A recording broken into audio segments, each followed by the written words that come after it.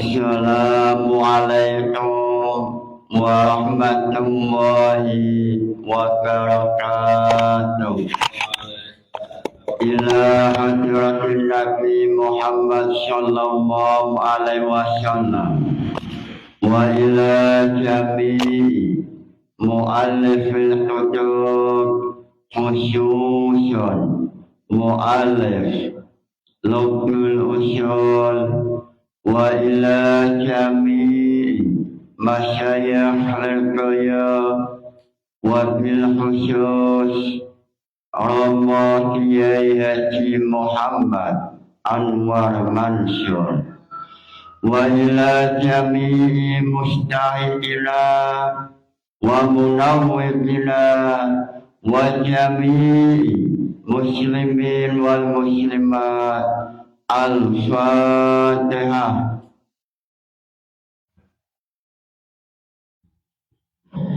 Sebelum memulai pembahasan, silakan mahasiswa atau mahasiswi santri silakan yang mau bertanya.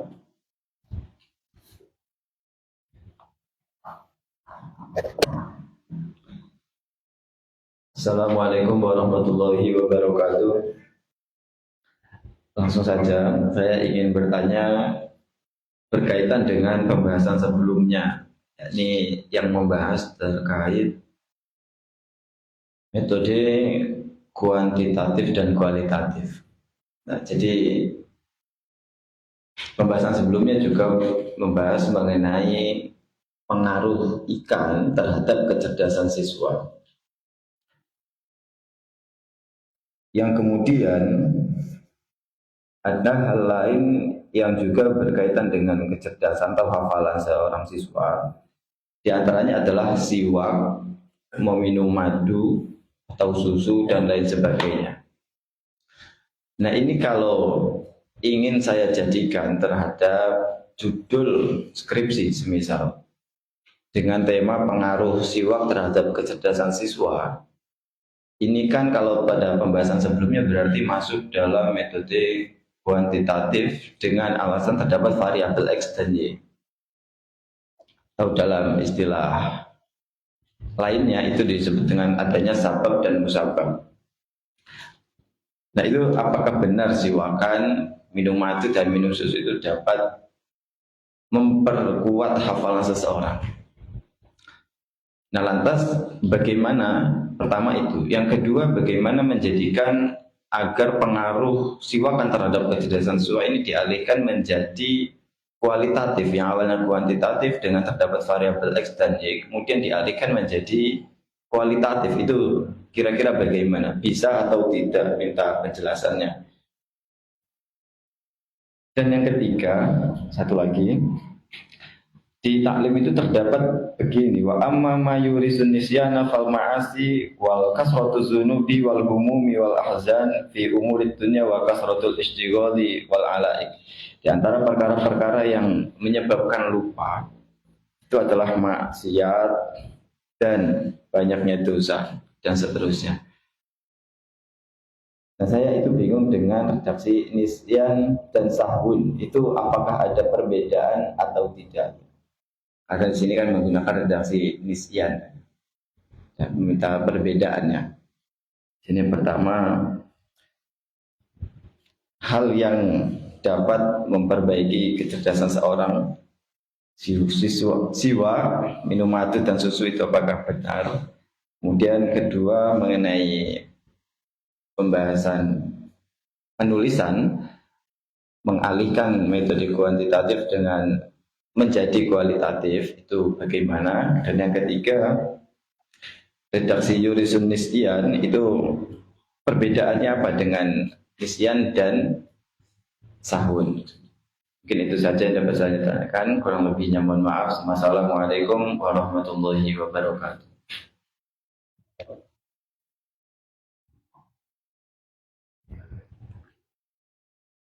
Muncul pertanyaan dari mahasiswa semester 6 mengenai masalah kecerdasan dalam ilmiah. Kecerdasan ada 3 macam. Kecerdasan intelektual, lalu kecerdasan spiritual, lalu kecerdasan emosional. Lalu ulama-ulama terjadi silang pendapat. Kecerdasan letaknya ilmu ada di mana? Satu kelompok yang diwakili oleh Syafi'iyah, salah satunya adalah Imam Al-Razi, Imam Al-Ghazali, mengatakan bahwa letak ilmu ada dalam hati sesuai dengan hujjah, sesuai dengan dalil, yaitu surat Al-Hajj ayat 46. Afalam yasiru fil ardi fatakuna lahum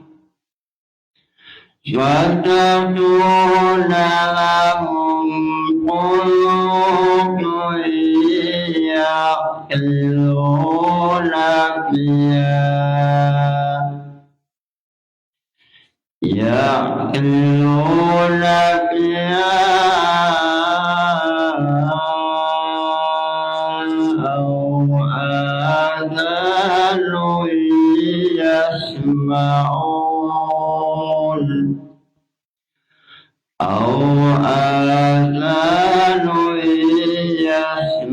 يسمعون بها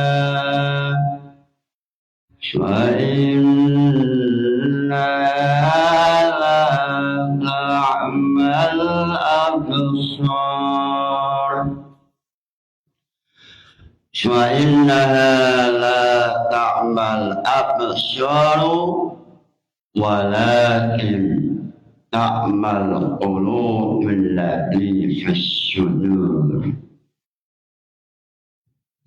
Yang buta bukan matanya, tetapi yang buta mata hatinya. Wa innaha la ta'mal absaru walakin ta'mal qulubul lati fis sudur. Yang buta bukan matanya manusia,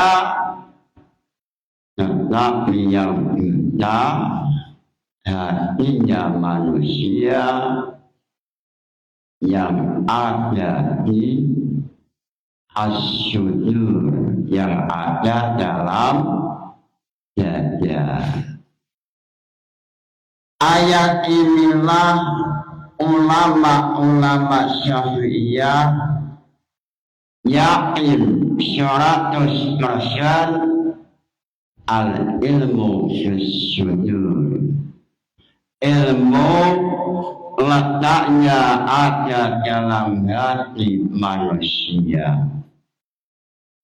Allah Ta'ala mengatakan dengan jelas,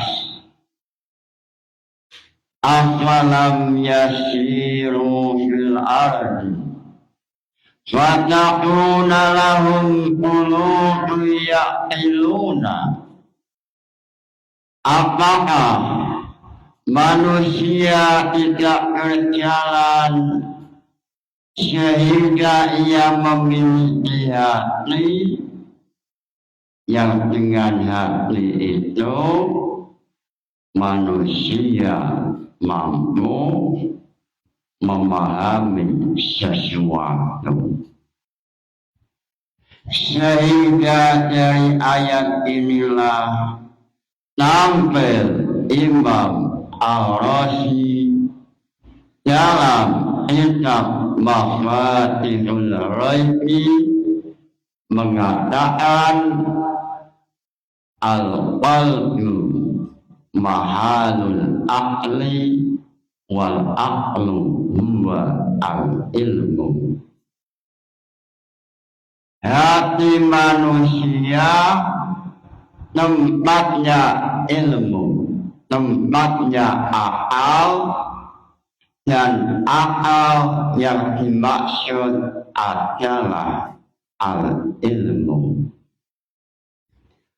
Lalu untuk memperkuat pendapat ulama ini, ulama-ulama lain menampilkan hadis mengenai ala wa inna fil jasad mudghadun idza sholaha al jasad kulluhu wa idza fasadat al jasad kulluhu ala wa hiya al qalbi. Untuk memperkuat hujah, untuk supaya argumentasi hujahnya kuat, ulama Syafi'iyah bersama-sama menampilkan dalil salah satunya hadis ala inna fil jasad mudghadun. Manusia memiliki hati, yang dengan hati inilah semua perjalanan mampu untuk dikontrol melalui hati. Ala wa hiya qalbun. Ini adalah dalil ulama Syafi'iyah.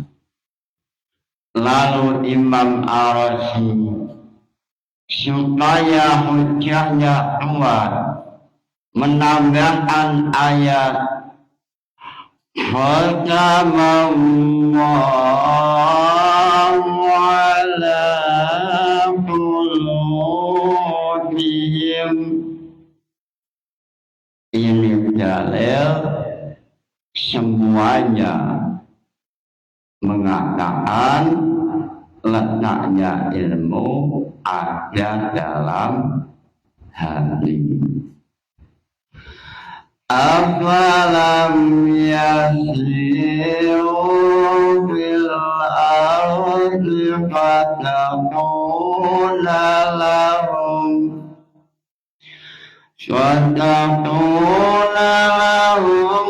qulubun yaqiluna biha. Inilah dalil-dalil yang digunakan oleh kelompok Syafi'iyah.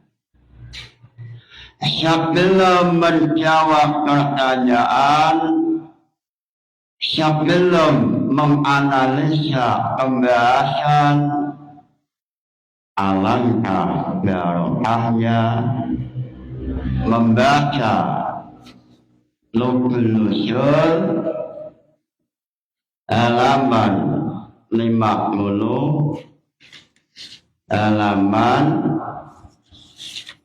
53 memakai kitab Thariqatul Ushul yang ditulis oleh Kiai NU.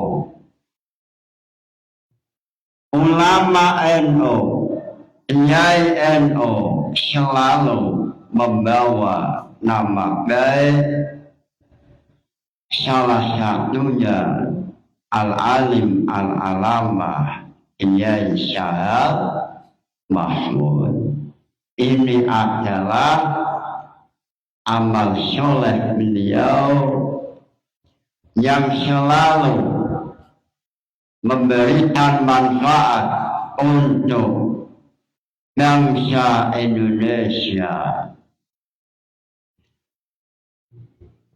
Wal jalu intifa'ul ilmi bil maksud fil asyam wasyahu al-ghaflatu anil maklum. Wal jalu intifa'ul ilmi bil maksud fil asyam. Pendapat Al-Ashraf mengatakan yang dinamakan al-jahlu yaitu intifa'ul ilmi bil maksud, tidak memiliki pengetahuan pada sesuatu yang dimaksud. Lalu dalam ayat usul mengenai bil maksud ini mengecualikan seperti hewan atau jamaah.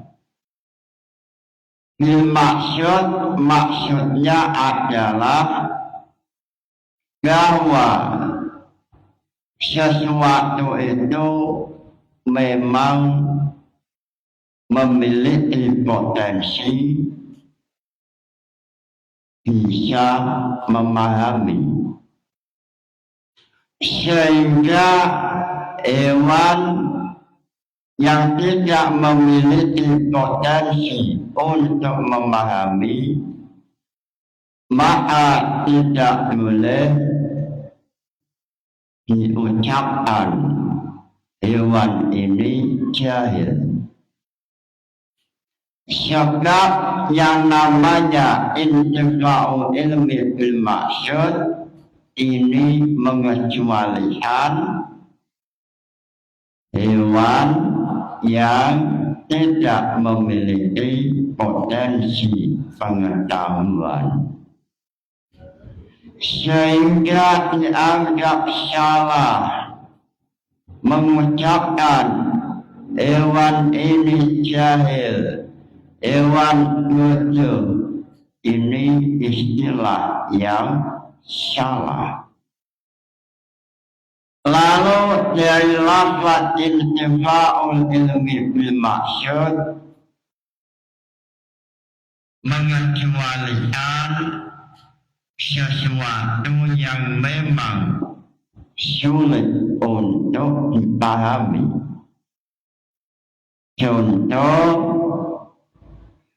apa-apa yang ada di bawah lautan, sehingga manusia yang tak mampu melacak apa di bawah lautan, apa yang ada di bawah bumi, ini tidak termasuk jahil. Lalu tampil Kiai NU berusaha memahamkan mengenai hal ini. Al-Alim Al-Alamah Kiai Syahab Mahmud mengatakan, kenapa musonef menggunakan lafaz intifa'u ilmi bil maksud, dengan lafaz al-maqsud. Kenapa tidak menggunakan asyai'u? Semisal al-jalu intifa'ul ilmi bisyai'i. Kenapa tidak lafaz syai'? Sebab lafaz syai'un ini tertentu pada sesuatu yang maujud, sesuatu yang wujud. Lalu lafaz maksudun ini bisa mencakup maujudun wa ma'lumun. Sehingga dalam pembahasan ilmu memiliki ta'alluq maujudan wa ma'luman. Dengan alasan inilah Imam Sya'ariyah Al-Ansari menggunakan istilah intifa'ul ilmi bil maksud, tidak menggunakan lafaz intifa'ul ilmi bisyai'i. Lalu mengenai hal ini ulama mengatakan al-jahlu nau'ani. Kebetulan jahil ada dua macam, berbeda dari definisi pendapat pertama yang mengatakan al-jahlu intifa'ul ilmi bil maksud. Dengan sebab definisi ini